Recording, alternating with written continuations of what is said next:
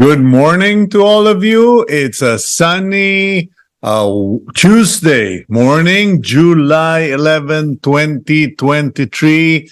Welcome to your program agenda, and thank you for being subscribers of Cignal TV, viewers of One News, and of course, following agenda on channels 8 and 250, as well as on Facebook and YouTube. Thank you to PLDT Home Fiber Optic Internet for their facilities that allow us to broadcast from different places in the Republic. Okay, today we are going to have an interesting conversation with the lawyer concerning this matter of fake celebrity endorsements. Apparently, there have been an increasing number of fake celebrity endorsements coming out on social media, and that is what is happening to the digital world. Hindi lang po yan fake celebrity endorsements. In the United States, there are now cloned voices and fake hostage situations where a person's voice has been recorded and it has been engineered, and a drastic message is sent, and then next thing, not drastic, supposed hostage message is sent, and ransom is demanded. So marami na pong nangyayaring mga fake on social media, so be careful. But today, we're going to find out what's happening, and we will see what we can do to guard against those things and what legal actions are being taken. But for the meantime, let us go to our daily starter for the day, and it comes from author R.M. Drake. And if you would, Gab, please flash the message. The hardest goodbyes are the ones you don't see coming, the ones you don't plan or could never imagine happening. Now, this is a very sobering message from Mr. Drake. The hardest goodbyes are the ones you don't see coming. Just last week, more than a week ago, we received a totally unexpected, heart-wrenching message that the wife of one of our good friends and a pastor had passed away. And she was all but 54 years old, a lovely woman, a beloved person. And suddenly she's not there anymore. And this has been happening. This has become a bit of a norm during the COVID times. And the message from R.M. Drake reminds us, let's not wait until the shocking moment happens, the unexpected, the hard goodbyes happen. Let us value our time with our loved ones. Let us cherish every moment, every selfie, every dinner, lunch, etc. I have become conscious of this. I've actively taken more photos with my small family. We have spent a lot of lunch and dinners together, especially with my daughter being on vacation. And it's all in recognition of the fact that we are not promised tomorrow. We have no certificates of longevity. We don't have guaranteed lifespans, etc. So the same also applies for our loved ones and our friends. So go out there and make the most of time, make the most of life, and make the most of with the people you love. Okay, so do not experience the hard goodbyes, the ones that you don't see coming, the ones you don't plan or could never imagine happening. Okay, let's now go to the hard headline of the Philippine Star this morning, July 11, 2023, Tuesday. The headline is Water Supply Rotation in Metro Manila begins July 12. Ayan na po. Nagkatotoo na, that is starting tomorrow. MWSS turns to rain dance. Ay, ewan. Okay, the West Zone Concessionaire Maynilad Water Services Inc. has scheduled nighttime water service interruptions starting tomorrow to preserve water supply amid Angat Dam's declining water level. Okay?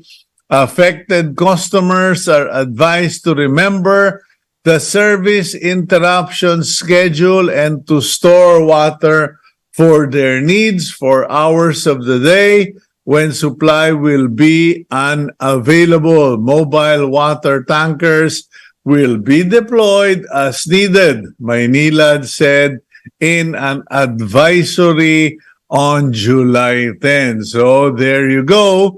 The headline of today's edition, Water Supply Rotation in Metro begins tomorrow. Meanwhile, at the top of the front page, the header, BBM on nurse exodus.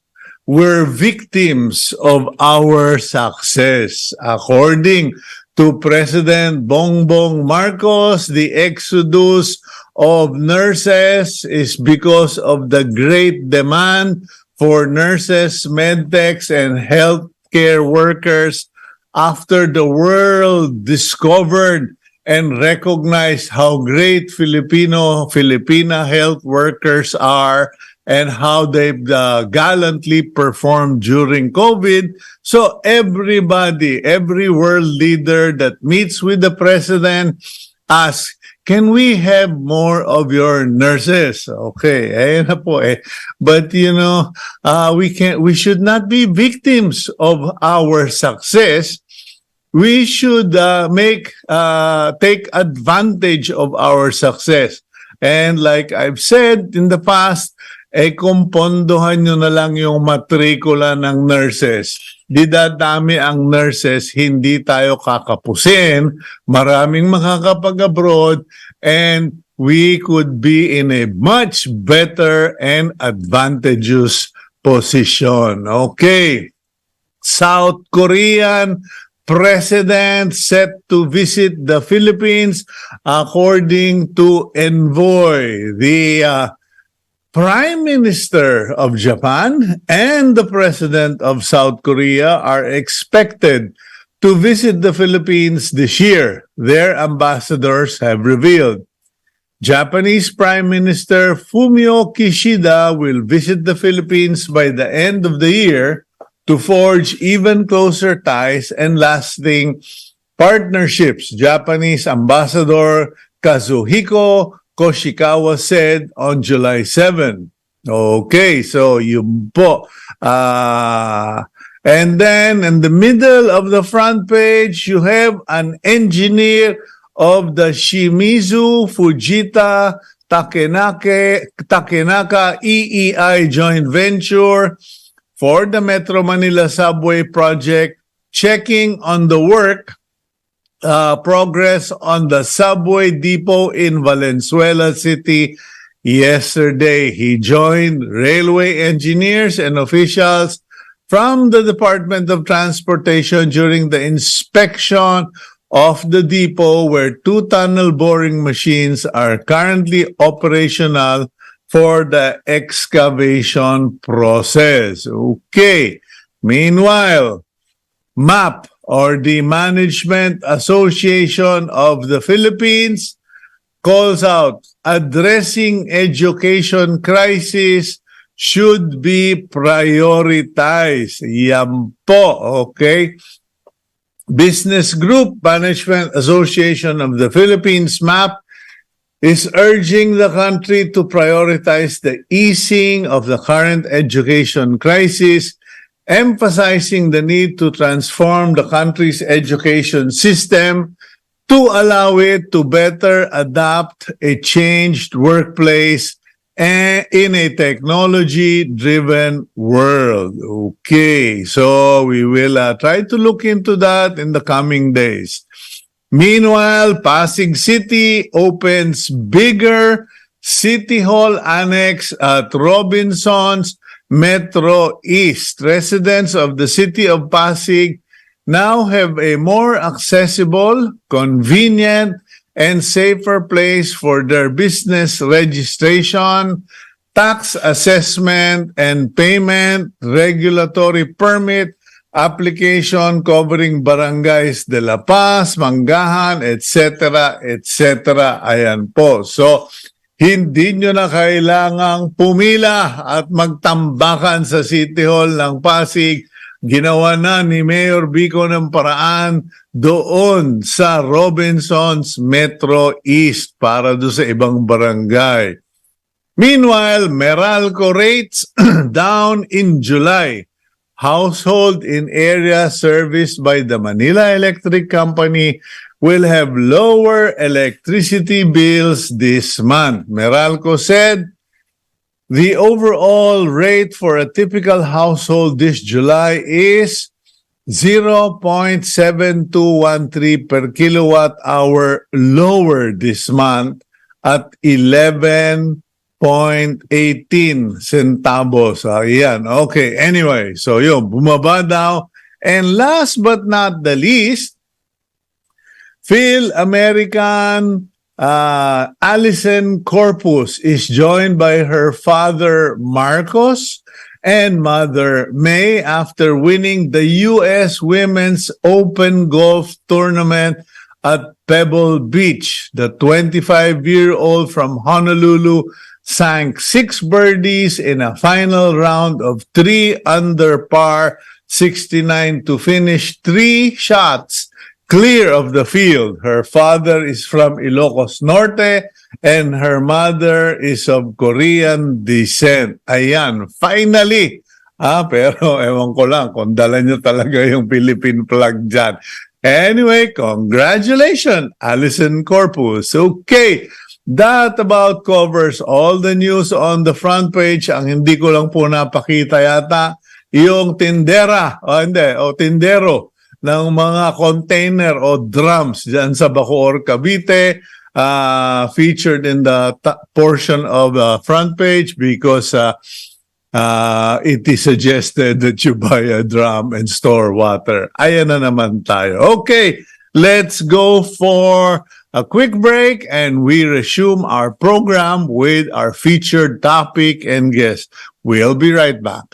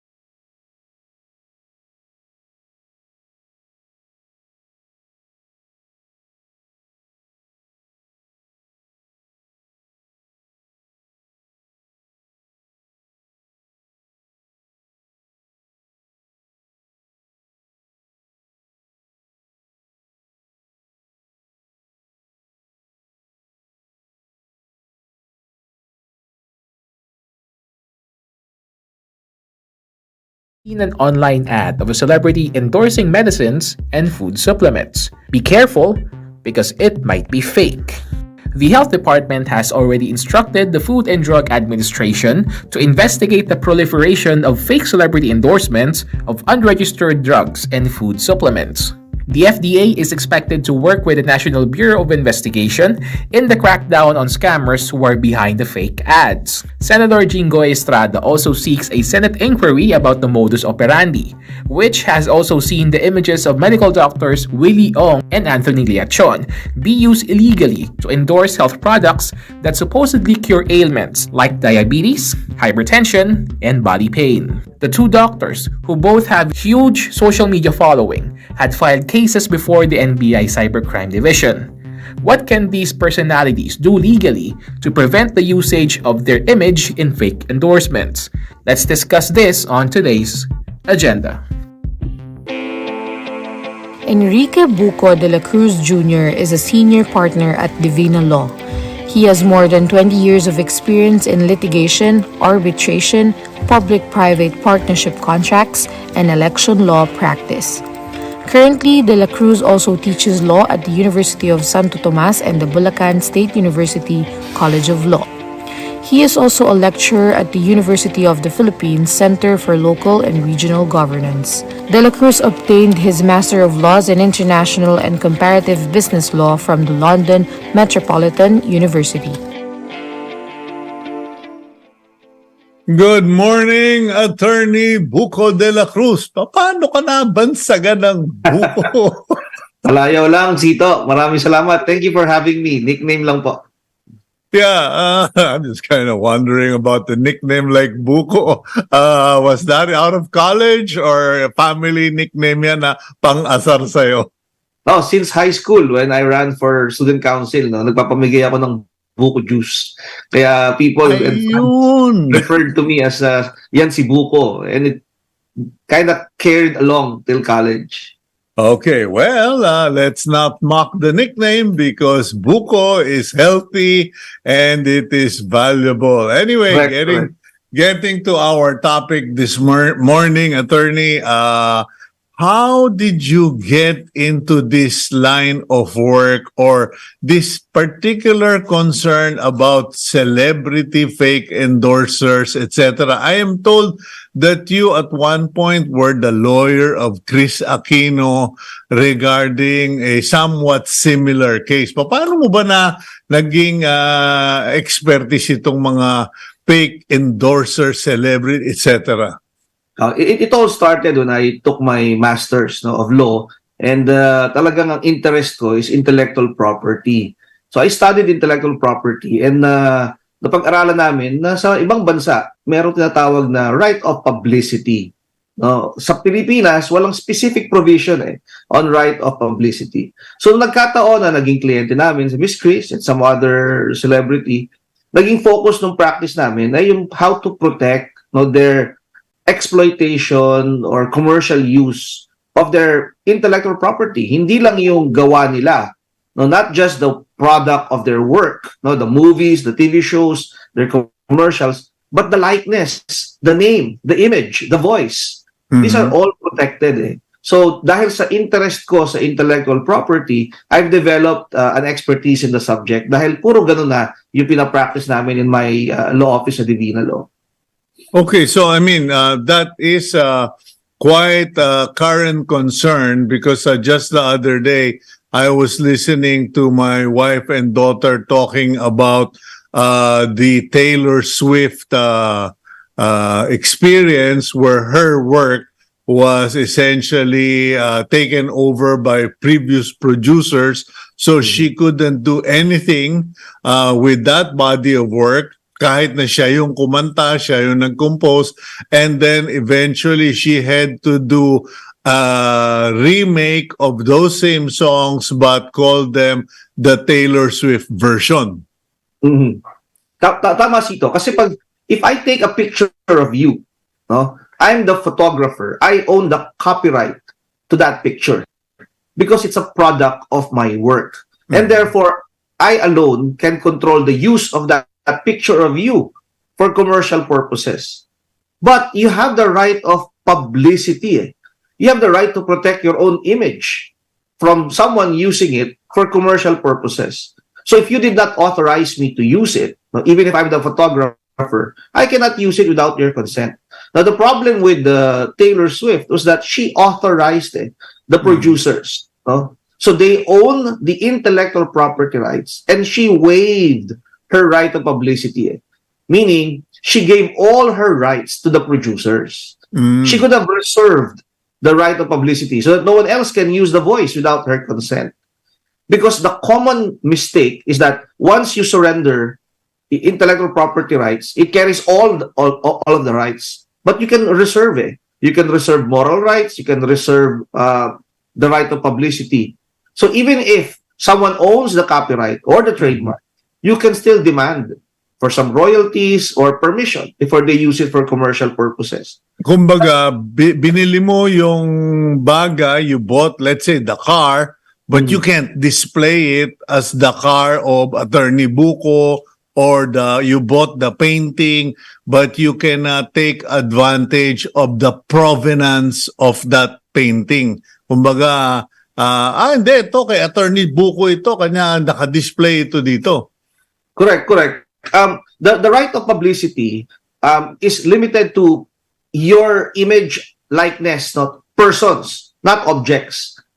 Kasi objects, pag kinuna mo ng picture, you take a picture of a car, for example, or you buy a car, the intellectual property is limited to that object. But if it's a person, the name, image, likeness, voice, lahat yun protected under a different set of rights. So, for example, if you're selling a product, you invented this product, and you tell people, this can make you heal all your illnesses, and then you use the picture of a celebrity without the latter's consent, supposedly endorsing this product. Alam mo, Diba? attorney, bigla ako naalala kasi kagalit yung mga kaibigan natin sa Chinatown, tsaka sa mga hardware. Ang dami mga business owners sa Chinatown, sa mga hardware, may mga picture ng mga presidente, nagpapapicture sila sa mga presidente, sa mga mayor, dinidisplay nila sa mga tindahan nila. I mean, is that in a way, taking advantage of the image and the right to publicity? Yes. In fact, sa batas natin ngayon sa Pilipinas, under our laws, we have a specific provision which prohibits that. Section 169.1 ng Intellectual Property Code. Pinagbabawalan, it prohibits anyone from misleading the public as to the origin of a product or the endorsement of a product from a person who does not really endorse the product. So ito yung mga deceptive schemes which are punished under our Intellectual Property Code. Okay, now, the current crop of concerns, kasi ang na-feature lang namin during the only people we were able to feature because of limited time are Doc Tony Leachon and Willie Ong. But I've seen on social media our actresses, actors, their likeness, their names were being used, and sabi ko, these people don't even use these products. Correct. Hindi nila ginagamit yan, pero it's meant to confuse the public, to mislead the public. So it is a subset of unfair competition. When you try to mislead the public to buy products supposedly endorsed by a certain celebrity. So you're exploiting the good name, the reputation of this celebrity for commercial purposes without the celebrity's consent. And that makes it criminal. That is a violation of the right of publicity. Okay, now what about the claim of people? Kasi, when this has become an issue in the past among actors, actresses, or politicians or public figures. Hello, you are a public figure. So what's your problem if we take your picture and we print it, we publish it, especially with the paparazzi and with the tabloids, etc.? Does it follow that if you are a public figure, that your image, likeness is public property? Hindi, that is a misconception. Even a celebrity has a right of publicity. In fact, the right of publicity was precisely designed to protect a celebrity's image no, likeness, everything that he has worked for, which attaches to his or her reputation. So there is a conflict lagi, between the right of free speech, free expression, free press, and the right of someone's publicity. Yan. So when you use it for example, news, current events, not for commercial exploitation, you can probably get away with right to free speech. I'm just expressing my dissent, my hatred, my contempt of this celebrity. But if you use it for commercial purposes, you're selling a product. So you're exploiting the reputation of that person for you to make material gain. And that is prohibited.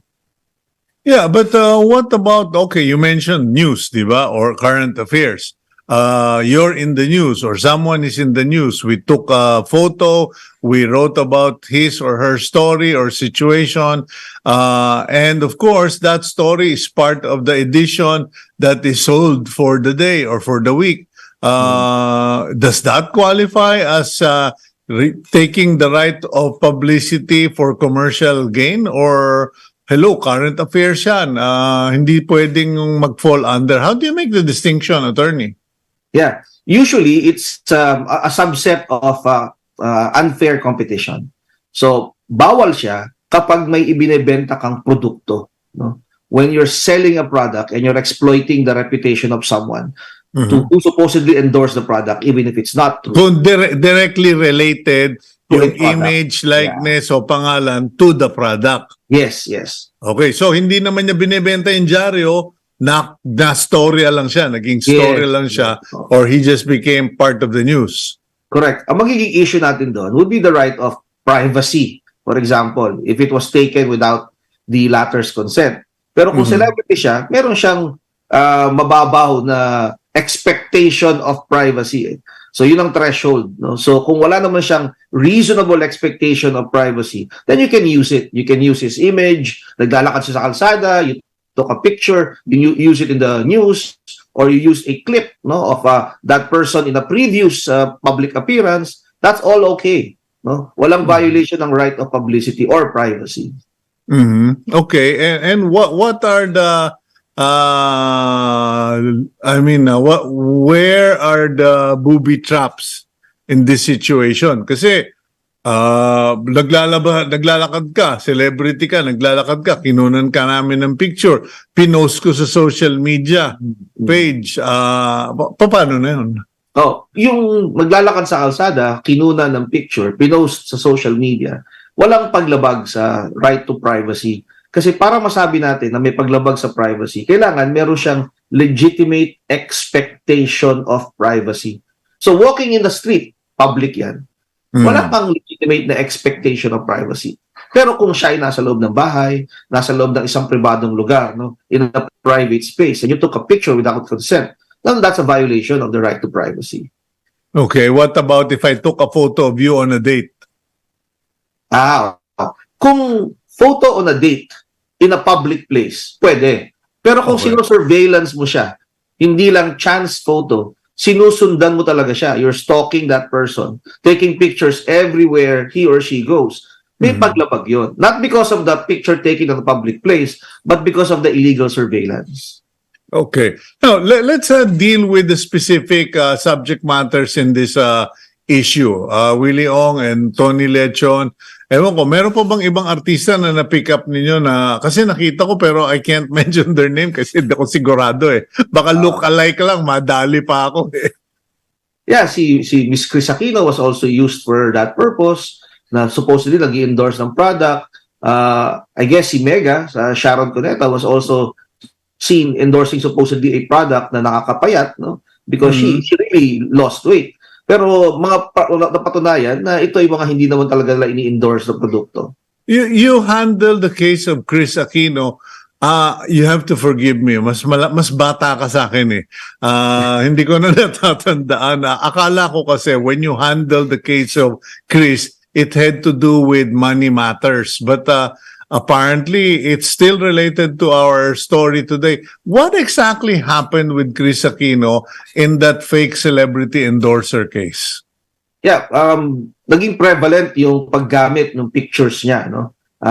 In products and posts. So the goal of the client, no, sabi ni Ms. Chris, I want it to stop. I want public attention to focus on it so that people would know that I am not endorsing the product. So, nakita namin siya sa Facebook page ni Dr. Willie Ong. Pero apparently, so we sent a demand letter to Dr. Ong and he replied na hindi ko yan Facebook page. Sabi niya, peki yan, biktima din ako.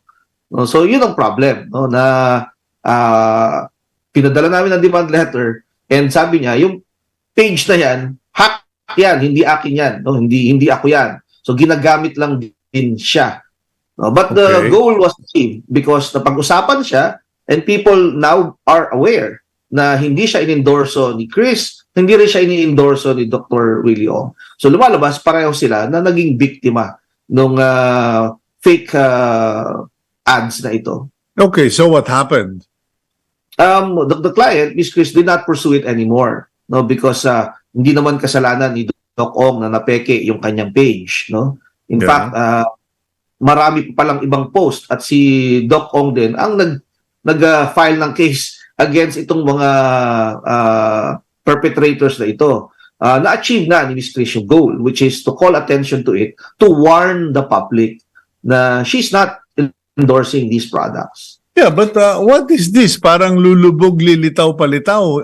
You know, if someone will make an attempt, law firms like Divina Law Firm goes after them, they disappear, it stops, and then when the clients are no longer there, they reappear. Is this a never-ending chase, or have you actually managed to go after someone to the finish line? Ang limited kasi ang magagawa ng isang celebrity na nagamit yung kanyang image or likeness, no? Of course, ang first mo gagawin is to call attention dun sa nag-post, di ba? Mm-hmm. So, yung page kung saan siya pinost, yun lang yung source na pwede mong makita eh. So, that's why we sent a letter to that page. And when Doc Ong said, that's not my page, that's not me, it's also fake, no? You'd have to rely with the NBI or law enforcement agents to trace who are spreading these posts. We also sent letters to the social media platform, no? Ang problema, under our e-commerce law, Sir Cito, hindi mananagot yung service provider, itong social media platform eh. Kahit na merong mga falsities na pinapalabas. Because there are no laws to that effect. No, because under our e-commerce law, protected sila. May provision talaga na nakalagay na they cannot be held liable. Itong mga service providers na ito, unless they are made aware na meron ng ganong paglabag. So, ang magagawa lang namin, no, and sino mang biktima, those similarly situated, is to write a letter, report the post to the social media platform so that the social media platform takes it down. You're a practicing law firm in one of the country's major law firms. You are a professor of law. If guys like Senator Jinggoy Estrada were to call on you and say, Prof, can we work together? What laws can we do? Because I have been paying attention to legislation and legal cases coming out of Australia and Canada. And in those two countries, certain states are proactive in making the social media platform accountable. Like Meta, for instance, cannot share stories of newspapers without paying for them. And because Meta and the other platforms don't want to pay the newspapers, they no longer share the stories in the newspapers. Now, what can be done in the Philippines if guys like Jinggoy ask you? Yeah, number one, let's delete that provision in the e-commerce act granting them immunity. Dapat meron silang vicarious liability. Ang mga dyaryo sa Pilipinas, no, newspapers, radio shows, TV shows, if a reporter or a host like you, no, commits a libel or commits any violation of the law, your station can also be held liable, together with you. No, in our libel laws, anyone who causes the publication, not just the author of the malicious imputation or statement or the fake ad, will be liable. Even the newspaper, the radio or TV station, we should have that same vicarious liability imposed on social media platforms. And that exists in all other countries. No? Sa Pilipinas, medyo protected natin sila. Wala tayong ganong liability. So if an online shopping platform sells counterfeit products, peke na produkto, kitang-kita mo na sa kanilang online, no? Peke. Walang magagawa yung may-ari ng produkto, no, the owner of the mark, no, but only to call the attention of the social media platform and tell them, uy, pakitanggal to. That's it. No? Wala silang liability. Ganon din, no, for online platforms where you have fake ads, no, like nabibiktima sila Doc Willie Ong, Dr. Liachon, or Miss Chris. No? All we can do now is to call attention to the platform because the one who posted it is anonymous. You can't sue an anonymous person. You'd have a technical expert pa to help you identify the IP address and hopefully the identity of the person. Can you put that burden on the social platform? Kasi when you look at Meta, for instance, or Facebook, for instance, wow, they are making gazillions of pesos. Pati yung kanilang video, kanilang reels, kanilang stories, in between the presentation, may tatlong ads. Mas masahol pa sila sa television of the 80s and the 90s. But no one seems to be paying attention to them. Can you actually make them responsible for determining, tracking, finding that? Yes, sa ngayon what we're doing, ang ina-adapt natin ngayon, what the Philippines adopt is self-regulation. We ask them to self-regulate. That's why users of the platform, no, mga taong naapektuhan, victims of fake ads, they have to report it so that the platform regulates themselves by taking it down if they so wish. There is also a celebrity, Senator Raffy Tulfo, na minamalayan siya online, no? Using YouTube, using Facebook. Someone is maligning him, committing libel. All he can do is call attention to the social media platform. If the person is identifiable, you can sue the person. But if it's a ghost page, no, a fake page, wala kang inidemanda. So I agree with you. We can hold them responsible. We can shift the responsibility to the social media platform. Bakit ba hindi naglalabas ng pornographic ads or pictures or ang mga TV networks? Bakit ba pinipigilan silang mag-commit ng mga libelous act? Because they can be held liable. Why do you look left and right before you cross the street? Because you're afraid that something bad will happen to you. Ganon din dapat. No? We should impose a responsibility on social media platforms similar to the responsibility that is attached or imposed on public utilities and public networks like TV, radio, and newspaper for all of their articles. Even if it's the author who wrote it, the newspaper itself can be held liable. Dapat ganun din sa social media platforms. Okay, let's go for a quick break, attorney. And when we return, I'd like to find out, is that the situation abroad? I know Canada, Australia, wow, talagang mahigpit sila sa social media, especially on the commerce and community values. We'll be right back here on Agenda.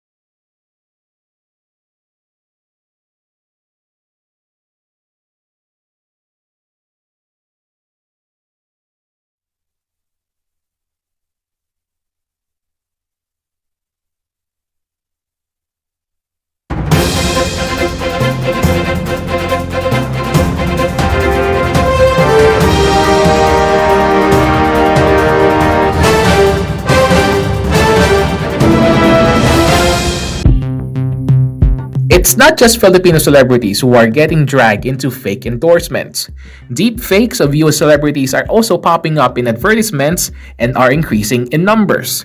Many of these are being created without the permission from the stars being imitated. Because of this, customers have lost more than £250,000 after falling victim to scammers abusing respected and trusted celebrities' profiles to make false endorsement claims. In fact, according to Trade Association UK Finance, investment scams cost consumers £114.1 million or over 8 trillion pesos in 2022. The damage is also magnified in other countries like Australia. In 2022, the country's Competition and Consumer Commission launched legal action against Facebook's parent company Meta, alleging that it allowed scam ads to target users with fake celebrity endorsements. What can the Philippines do to prevent any greater loss from fake ads and scams? That's another topic for today's agenda. Okay, with us, Attorney Buko returning for the second bout. Okay, second round. Okay. Anyway, Attorney, what can be done? Before we went into the break, we already said that we can make companies like Meta, or we can pass laws that make companies like Meta accountable, responsible, that make those companies, give those companies the burden to hunt down or track down the scammers, the fake accounts, who are the people behind the fake accounts. What else can be done? Oh, by the way, Cito, no, kahit wala pa tayong batas, even if there's no law, the DTI issued a Joint Administrative Order 22-01 holding these sites liable, no, for false ads. No? The problem is, if it's a deep fake, that's a whole new ballgame. Kapag peke lang, at kilala mo kung sino ang ididemanda mo, you can trace the person. You can identify the person. If it's a violation of that person's, if that person is identifiable, pwede mo idemanda, kilala mo yung tao. Kapag hindi mo kilala yung tao, mahihirapan kang hanapin eh. Ibang level naman kung yung mukha mo, Cito, ay ginamit sa isang ad na mukhang-mukha mo talaga, pero hindi naman talaga ikaw yun because deep fake siya. No? So it's artificial intelligence using your name, your image, your likeness. No? So sa ibang bansa, ang ginagawa nila, may obligasyon yung social media platform kung saan lumabas, no? The point of publication. Siya ang dapat mag-trace. Ito, peke ito, hindi ako yan. So some use AI, etc. Because if they don't do that, if they don't screen, no, pwede silang mapanagot. No, they can be held liable. As I said, sa Pilipinas, wala pa tayong ganung batas, pero mayroong Joint Administrative Order. Pero yun ang problema with deep fakes kasi computer-generated siya. And since it's computer-generated, talagang halos kamukha mo talaga siya. Karaniwan ginagamit, mukha mo ilalagay sa isang pornographic clip, for example. Hindi naman ikaw yon.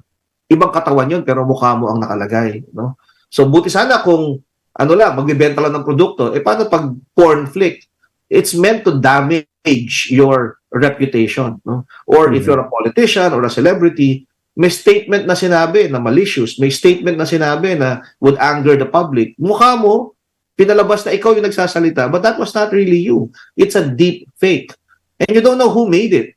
So, ang pwede mo lang gawing accountable, the only way to hold people accountable is to hold the platform liable because they caused its publication. Yeah.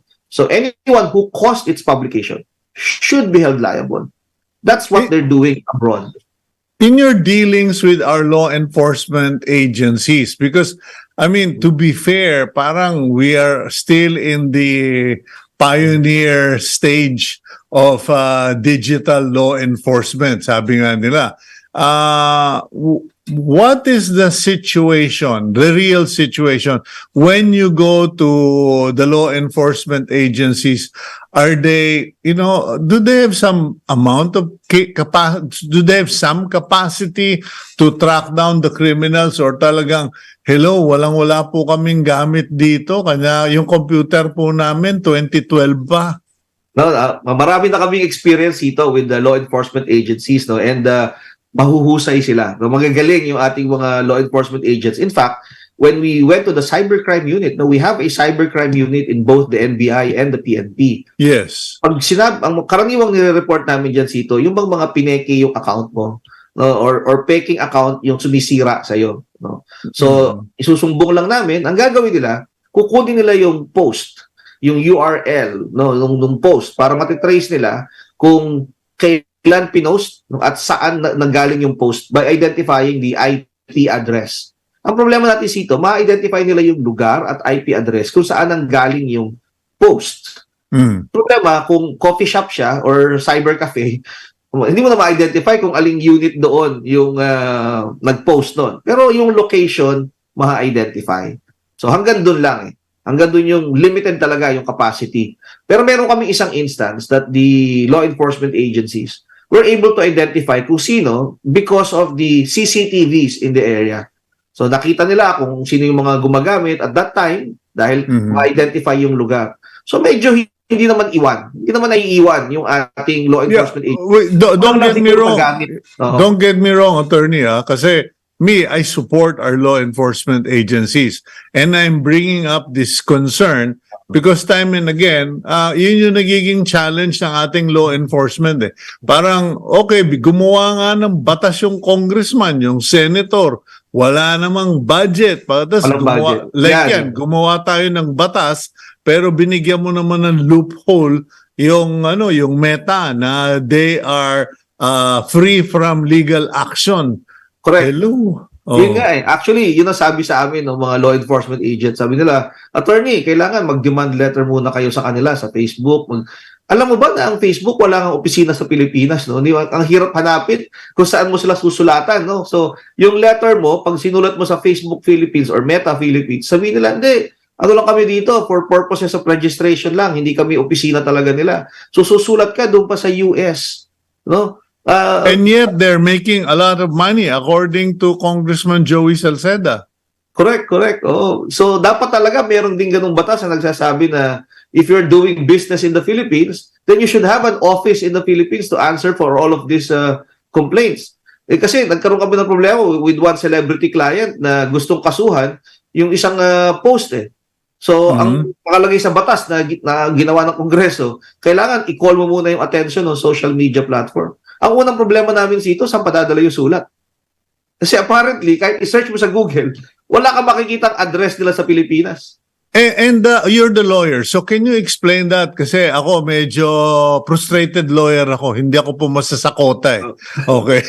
But if the company is based outside of the Philippines, meron bang jurisdictional separation? Kumbaga, sorry, Attorney Buko, you're in the Philippines. That's not our concern. Because apparently, there was a class action suit taken up against the social media platform.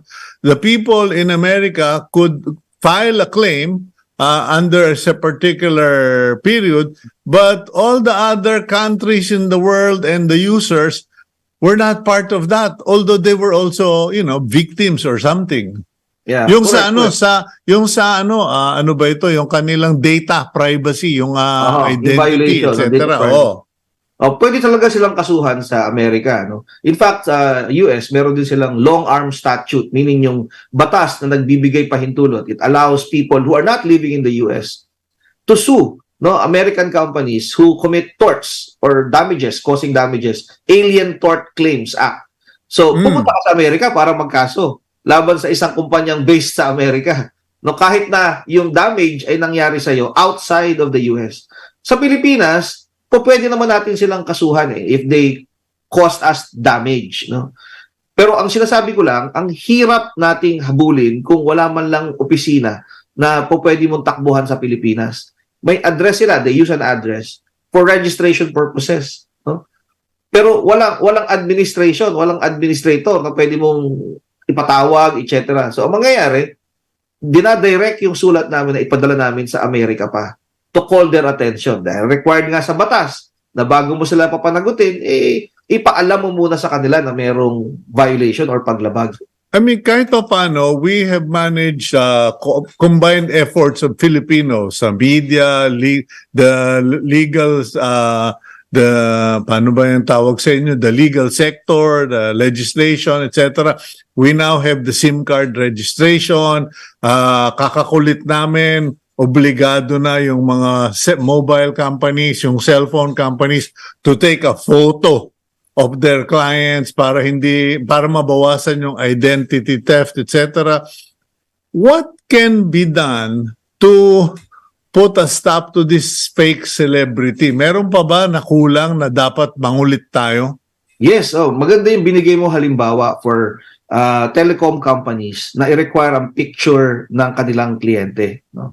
Ganon din sana sa social media platform. Sana, before you can open an account, meron kang KYC, know your customer. Ngayon kasi kahit na bata ka, kahit minor de edad ka, basta marunong ka mag-computer, you can create an account and pretend that you're Cito Beltran, that you're 55 years old or 45 years old, because there is no KYC, there is no know your customer protocol for Facebook or Instagram or any other social media platform. So we can impose that. That can be imposed by law, similar to the imposition on SIM registration, no? So you can impose a requirement that before they open an account, before they allow an account to be open, that the person, no, applying to be a member of that social media platform should show a government-issued ID, a valid ID, and then may validation or verification process before you're given an account. As of now, Meta has this blue check, no, na if the account is verified, then the account will have a blue check. So meaning that is verified. But it doesn't stop people from creating fake accounts. It only validates the real accounts, but it doesn't prevent people from opening accounts under fake names.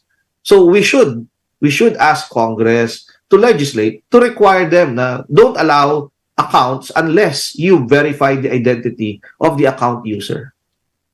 Okay, well, I think you have submitted so many suggestions, and mangungulit ako sa column ko sa Philippine Star regarding this concern sa Attorney Buko, and hindi po Buko ang family name ng ating guest. He is Attorney Enrique de la Cruz. Buko lang ang nickname niya. But, Attorney, thank you for your time today. I think that we picked up quite a number of information and suggestion, and let's continue working together. And if you think of other things that needs to get attention, please bring it to your agenda platform. Thank you. Thank you for having me, Tito. Thank you. Okay, yan po, Attorney Enrique Buko de la Cruz, Senior Partner of the DivinaLaw Office. And now we go to our blessing for the week, and it comes from the book of Isaiah chapter 58, and it is a conditional promise from God: feed the hungry and help those in trouble. Then your light will shine out from the darkness, and the darkness around you will be as bright as noon. I pray that the Lord God Almighty will bless you today, that you will be healthy, happy, and that your family will also be likewise. Please include us in your prayers. Thank you, and keep it here on One News.